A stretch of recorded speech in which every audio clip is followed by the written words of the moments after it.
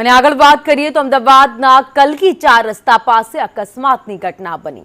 પૂર ઝડપે આવતી જીપે ઇકો કારને ટક્કર મારી। ઇકો ગાડી પલટી જતા 2 લોકો ઇજાગ્રસ્ત થયા। નશામાં ડ્રાઇવિંગની આશંકાએ પોલીસે તપાસ હાથ ધરી છે।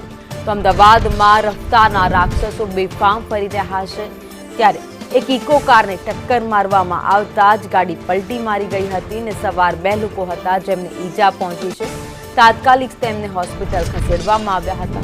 જોકે ઘટના બનતાની સાથે જ લોકોના ટોળે-ટોળા ત્યાં ઉમટી પડ્યા હતા।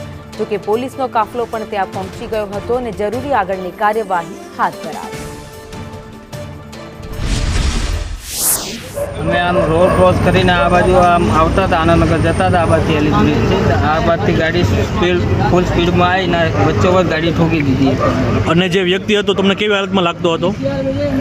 બધા પીધેલા જેવી જ લાગતા। 2 જણને વધારે વાગેલું છે કમરમાં, એક જણને તો એમને જ લઈ ગયા છે। હવે જોઈએ શું થાય દવાખાનામાં। ને પોલીસ દ્વારા શું કામગીરી કરવામાં આવી, બોલાવવામાં આવી? તો હજુ પોલીસવાળા આવ્યા હતા, તો 1 જણ આવ્યા હતા કોન્સ્ટેબલ, એ પેલા બધાને એક ગાડીમાં લઈને ગયા છે। હજુ કોઈ પતો કોઈ છે નહીં, બીજી ગાડી આવીને